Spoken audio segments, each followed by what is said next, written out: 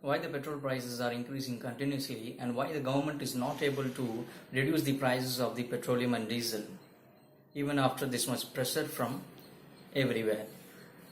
Now you have to consider some facts like the American government, it has imposed some restrictions on trade with Iran, so our crude oil imports will be now from America and other Gulf countries, so due to which the prices of crude oil has gone up, and that is also the reason, that is the main reason why the petroleum and diesel prices are high in our country.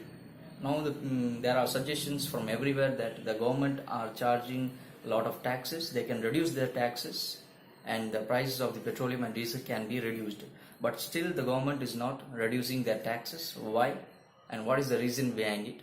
Let's find out. So I will give you an example.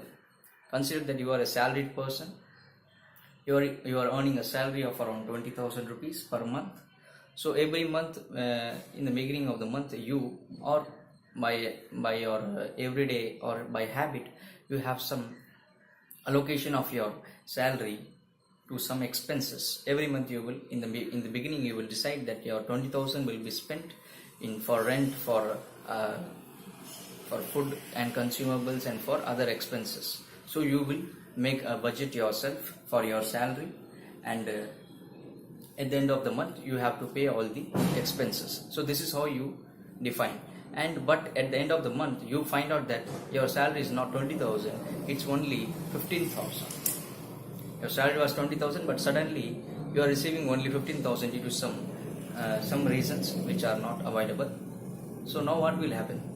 Now your expenses cannot be paid, so you will get a loan from someone to pay your expenses, because you have defined your budget. You cannot be like, I cannot do expenses. You have to pay for your basic amenities, so you will get a loan and pay for all your expenses. So the same way, if you see the government of India, they have a budget in which they decide that this much amount will come from this sector. So they have already decided, and based on which these expenses will be met.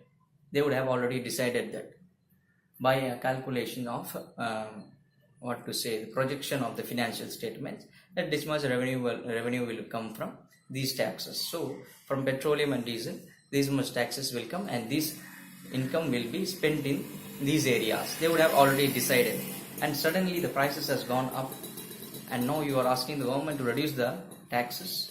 So if the government chooses to reduce these taxes, then what will happen? Now you can understand that now the government, those expenses which was allocated to these taxes will have to be borne by a loan from somewhere, which will result in the increase in the liabilities of your balance sheet, which is not good. Or otherwise you have to cut down some expenses, or you have to allocate these shortfall in taxes. You can reduce some other expenses and allocate those taxes to some other things.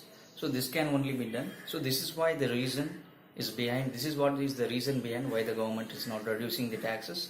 But the government will have to come up with a different strategy to allocate these taxes somewhere else, that is to reduce these taxes and get it from somewhere else. So this is what I wanted to bring it to your notice. Hope this was helpful for you. So keep studying, keep learning. Thank you.